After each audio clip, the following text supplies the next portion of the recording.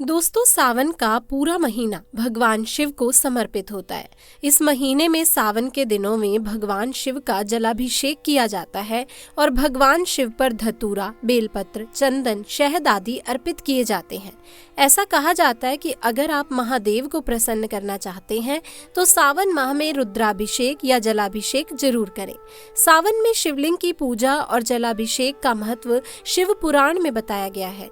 कहते हैं कि देवों के देव महादेव को सावन का महीना सबसे ज्यादा प्रिय होता है। श्रावण मास भोलेनाथ की कृपा पाने और उन्हें प्रसन्न करने के लिए सबसे लाभदायक माना जाता है। इसे हिंदू धर्म में बेहद ही पवित्र महीने के रूप में देखा जाता है। सावन के शुरू होते ही कांवड़ यात्रा की शुरुआत हो जाती है। इस महीने में शिव भक्त कांवड़ यात्रा निकालते हैं, व्रत रखते हैं और शिवालयों में जाकर शिवलिंग का अभिषेक करते हैं। नमस्कार दोस्तों, ओम नमः शिवाय, हर हर महादेव। दोस्तों, सावन के महीने में शिवलिंग से ये गुप्त चीज ले आना अपने घर, आपकी सभी मनोकामनाएं पूरी होंगी। इतना पैसा आएगा कि गिनते गिनते थक जाओगे। भगवान भोलेनाथ जी के आशीर्वाद से अपने जीवन में बहुत ही उन्नति करोगे। दोस्तों, हिंदू धर्म में सावन के महीने का बहुत अधिक महत्व होता है। सावन का महीना हिंदू पंचांग का 5वां महीना होता है। ये महीना भगवान शिव को समर्पित होता है। इस महीने में शिव भक्त भगवान शिव की विधि विधान से पूजा अर्चना करते हैं और सावन के महीने के सोमवार का महत्व और भी अधिक होता है। इस माह में शिव की पूजा अर्चना करने से सभी मनोकामनाएं पूरी हो जाती हैं। धार्मिक मान्यताओं के अनुसार सावन के महीने में भगवान शिव और माता पार्वती की विधि विधान से पूजा करने से भक्त की मनोकामना पूरी होती है।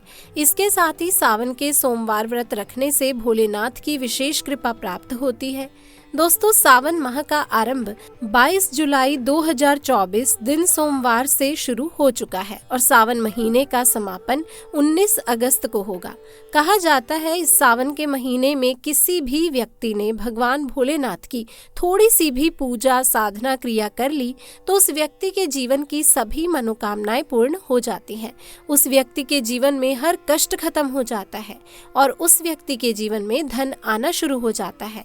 भक्तों, वीडियो आगे शुरू करें उससे पहले भगवान भोलेनाथ के सच्चे भक्त इस वीडियो को लाइक अवश्य कर दें और कमेंट बॉक्स में हर हर महादेव सच्ची श्रद्धा से लिख दें, जिससे कि भगवान भोलेनाथ जी का आशीर्वाद आपको सीधे प्राप्त हो सके। दोस्तों, आज की इस वीडियो में हम आपको बताएंगे कि सावन के दिनों में आपको भगवान भोलेनाथ के मंदिर जाकर के क्या क्या भगवान भोलेनाथ को अर्पित करना है और वहां से वापस क्या लेकर आना है, ताकि आपके घर की गरीबी, दरिद्रता, परेशानी, कष्ट, दिक्कतें हमेशा के लिए खत्म हो जाएं। दूसरी तरफ आपके घर पर सुख समृद्धि, यश, वैभव, ऐश्वर्य की आपको प्राप्ति हो। ध्यान रखिएगा मित्रों, सावन माह का इंतजार हर व्यक्ति इसलिए करता है ताकि उसको भगवान भोलेनाथ का आशीर्वाद मिल सके। कहा गया है कि देवों के देव भगवान भोलेनाथ अगर किसी भी व्यक्ति को आशीर्वाद दे दे तो उसे व्यक्ति का साक्षात काल भी आकर कुछ नहीं बिगाड़ पाता। इसीलिए आज की इस वीडियो में हम आपको बताएंगे कि कैसे आप सावन के दिन में, जो बहुत ही पावन दिन होते हैं, इस दिन भगवान भोलेनाथ को प्रसन्न कर सकते हैं, कैसे आपको भगवान भोलेनाथ का आशीर्वाद प्राप्त हो सकता है और कैसे सावन के दिनों में शिवलिंग की आपको पूजा करनी है, वो भी खास उपाय करते हुए। कैसे आपको शिवलिंग पर क्या क्या चढ़ाना है और क्या क्या वहां से लेकर अपने घर पर वापस आना है, ताकि आपके घर पर अन्न और धन का भंडार कभी भी कम ना हो। देखिए दोस्तों, आपके जीवन में कितनी ही बड़ी परेशानी हो, कितनी ही बड़ी दिक्कत क्यों ना हो, मान लीजिए आपके जीवन में धन की समस्या है, मान लीजिए आप नौकरी की प्राप्ति के लिए बहुत ही ज्यादा परेशान हो चुके हैं, आपके शत्रुओं ने आपको घेर लिया है, संतान की प्राप्ति आपको हो नहीं पा रही, तो एक बात का ध्यान रखिएगा दोस्तों, सावन के पावन दिन एक ऐसे दिन होते हैं जिस दिन कोई भी व्यक्ति अगर थोड़े से उपाय कर लेता है, भगवान भोलेनाथ की साक्षात पूजा कर लेता है, तो उस व्यक्ति की कितनी ही बड़ी मनोकामना हो, कितना ही बड़ा कष्ट हो, वो खत्म हो जाता है और उसकी मनोकामना पूर्ण हो जाती है। दोस्तों, मान लीजिए आपके ऊपर कोई दोष लगा हुआ है, जैसे वास्तु दोष, शनि दोष, प्रकृति दोष या कोई भी दोष लगा हुआ है, तो आपको सावन सोमवार के दिन थोड़ी सी पूजा करनी है और आपका दोष समाप्त हो जाएगा। आपके जीवन से सभी परेशानियां चली जाएंगी और आपके जीवन में जो धन आना बंद हो गया था उसका आगमन वापस से शुरू हो जाएगा। मानकर चलिए आपके जीवन में कभी भी कोई परेशानी नहीं रहेगी। बस दोस्तों, आज की इस वीडियो को लास्ट तक देख लीजिए और मानकर चलिए भगवान भोलेनाथ के आशीर्वाद से आपकी सभी मनोकामनाएं भी अवश्य पूरी होंगी और आपके जीवन की सभी परेशानियां भी चली जाएंगी। देखिए, एक बात कही गई है कि जब भी हम भगवान भोलेनाथ की पूजा करते हैं, हमें धैर्य रखना चाहिए, विश्वास रखना चाहिए और श्रद्धा के साथ भगवान भोलेनाथ की पूजा करनी चाहिए। क्योंकि दोस्तों, भगवान भोलेनाथ बहुत ही भोले हैं। वो किसी भी व्यक्ति की थोड़ी सी ही पूजा से, साधना से तुरंत ही प्रसन्न हो जाते हैं। इसीलिए दोस्तों, सावन सोमवार के दिन कुछ ऐसी चीजें हैं जो आपको अवश्य पता होनी चाहिए। क्योंकि सावन सोमवार के दिन अगर आप भगवान भोलेनाथ के सामने पूजा करने जा रहे हैं तो मान कर चलिए दोस्तों, आपने अगर कोई गलती कर दी तो भगवान भोलेनाथ आपसे क्रोधित हो जाएंगे। और आपने सही तरीके से पूजा की होगी तो साक्षात आपको भगवान भोलेनाथ उसी दिन आशीर्वाद दे देंगे और उस दिन के बाद आपके जीवन में कभी कोई परेशानी नहीं आएगी।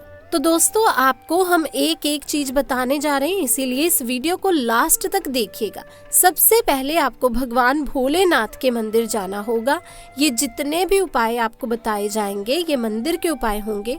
देखिए, होता क्या है कि कई लोग हमसे पूछते हैं कि हमारे घर पर शिवलिंग है, क्या हम घर पर पूजा नहीं कर सकते? तो इसका उत्तर है नहीं। दोस्तों, आपको मंदिर जाना पड़ेगा, क्योंकि मंदिर का जो शिवलिंग होता है और जो घर का शिवलिंग होता है, इसमें बहुत ज्यादा अंतर होता है। जो मंदिर का शिवलिंग होता है, इसकी जो एनर्जी होती है, ऊर्जा होती है, वो आपके घर के शिवलिंग से करोड़ों गुना ज्यादा होती है। इसमें ऐसी सकारात्मक ऊर्जा होती है जिसके सामने अगर आप थोड़ी सी भी पूजा करते हैं तो तुरंत ही उसका फल आपको मिलता है और आपके जीवन की हर परेशानी चली जाती है। तो आपको जितने भी आज उपाय बताए जा रहे हैं आपके जीवन की परेशानी को खत्म करने के लिए, आपकी मनोकामना पूर्ति के लिए आपको मंदिर जाना पड़ेगा। और सावन सोमवार का पर्व पड़ रहा है तो ये दिन ऐसा है, इस दिन अगर आप मंदिर जाकर के भगवान भोलेनाथ की पूजा आराधना कर रहे हैं तो मान के चलिए दोस्तों, आपके जीवन में कभी कष्ट आ ही नहीं सकता। पूरे साल आपके घर पर अन्न धन का भंडार बना रहेगा।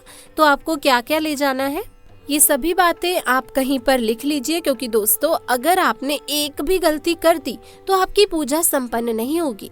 दोस्तों, सबसे पहली चीज जो भगवान भोलेनाथ के लिए आपको जल लेकर जाना है, सावन सोमवार के दिन कई लोग हमसे ये कहते हैं कि जल जो है वो तो शिवालय में भी मिल जाता है, शिव मंदिर में भी मिल जाता है। तो नहीं दोस्तों, वहाँ का जल आप तभी चढ़ाएं जब कोई दिक्कत हो, वरना घर से ही जल ले जाना चाहिए।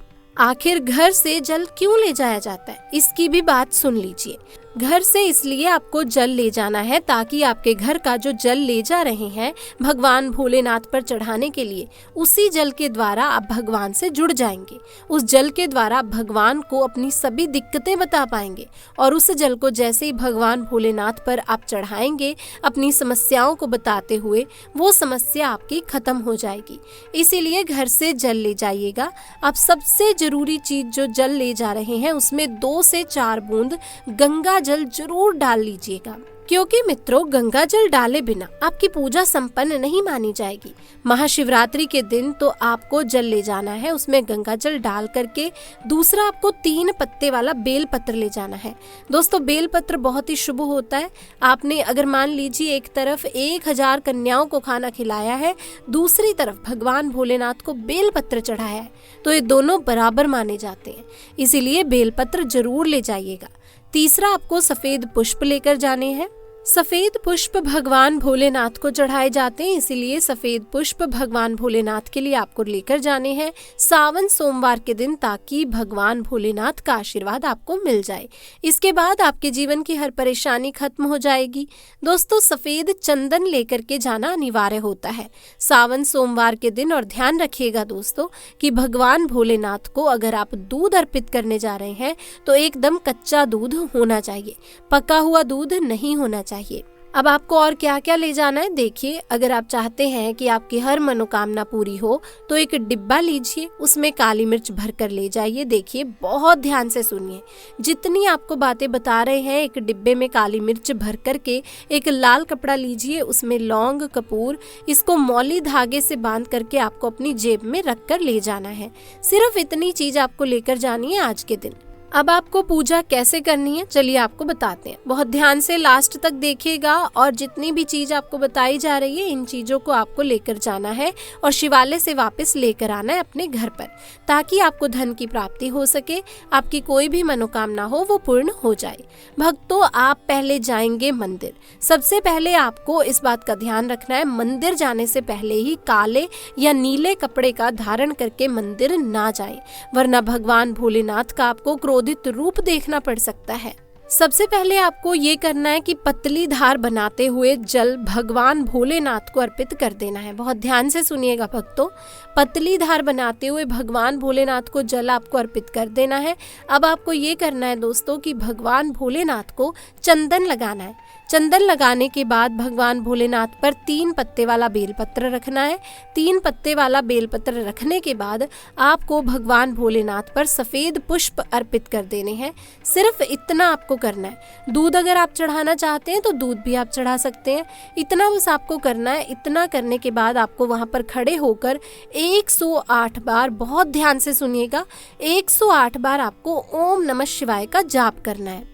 या तो आप 108 बार कर लीजिए या 1008 बार भी कर सकते हैं। ये 3 ऐसी चीज हैं जो आपको करनी है। अब आपको क्या करना है, एक डिब्बा जो काली मिर्च का आप लेकर गए थे, उस काली मिर्च के डिब्बे को आपको शिवालय के जो गिरता हुआ शिव धारा होती है, जो शिवलिंग से वहां पर पानी गिर रहा होता है, उसी शिव हरि के पानी से आपको छुआना है और अपनी जेब में वापस रख लेना है। ये जो लाल पोटली आप ले गए थे बंद करके लौंग की, इसको भी छुआना है, वापस रख लेना है। अब आपको क्या करना है, जिस लोटे में पानी ले गए थे या जिस लोटे में भी आप दूध लेकर गए थे, उसमें आपको क्या करना है, आपको जो भगवान भोलेनाथ का पानी वहां पर गिर रहा है, भक्तों ध्यान रखिएगा, शिवलिंग की जो पानी नीचे गिर रहा है उसी पानी का थोड़ा सा पानी अपने लोटे में ले लेना है। ध्यान रखिएगा, जो आपने लोटे में पानी भरकर ले गए थे वो पानी वापस बचाना नहीं है, वो तो पूरा आपको भगवान भोलेनाथ को अर्पित कर देना है। जो शिवलिंग से पानी गिर रहा है उस पानी को आपको अपने लोटे में वापस ले आना है। भक्तों, मान लीजिए आप ये सोच रहे होंगे कि कई लोग वहां पर पानी चढ़ा रहे हैं, तो इस बात की आप चिंता ना करें, क्योंकि भगवान भोलेनाथ के शिवलिंग पर जब भी पानी चढ़ाया जाता है वो अमृत बन जाता है। कहा जाता है कई देवी देवता शिवलिंग के पास अदृश्य रूप में खड़े होते हैं ताकि शिवलिंग से गिर रहा पानी वहां पर वो धारण कर सके। इतना पवित्र होता है शिवलिंग से गिरता हुआ पानी। तो शिवलिंग से गिरता हुआ पानी आपको अपने लोटे में ले लेना है, सिर्फ थोड़ी सी बूंदे ले लेनी है। अब आपको क्या करना है, आपको घर वापस आना है। जो आपने लोटे में पानी लिया है भक्तों, इसको घर पर आते ही घर के लोग जो हैं आपको उनके ऊपर थोड़ा थोड़ा छिड़क देना है। घर के हर कोने में पानी छिड़क देना है, घर के मुख्य द्वार पर पानी छिड़क दें। ना सिर्फ इतना आपको करना है, इतना आपने कर दिया। अब मान लीजिए पूरे साल आपके घर पर नकारात्मक शक्तियां नहीं आ पाएंगी। आपके घर पर कोई काला जादू है, काली विद्या करवाने की कोशिश करेगा तो वो आपके घर पर नहीं कर पाएगा। इससे आपके घर से नकारात्मक शक्तियां चली जाएंगी और सकारात्मक ऊर्जा आ जाएगी। ये जो अब काली मिर्च का भगवान भोलेनाथ जी के शिवलिंग से छुआकर जो लेकर आए हैं, इसको पूजा घर में रखें। ये जो काली मिर्च का डिब्बा है आपके पास, इसे कभी भी आप किसी शुभ कार्य के लिए निकलें, जैसे मान लीजिए आप बिजनेस मीटिंग के लिए जा रहे हैं, नौकरी की प्राप्ति के लिए जा रहे हैं, काली मिर्च घर के मुख्य द्वार से पहले रख के उसको कुचलते हुए निकलिए। मान के चलिए आपके काम में जो भी बाधा आने वाली होगी वो बाधाएं भगवान भोलेनाथ के आशीर्वाद से अपने आप ही हट जाएंगी और आप जिस कार्य के लिए भी जाएंगे उस कार्य में आपको सफलता मिलेगी ही।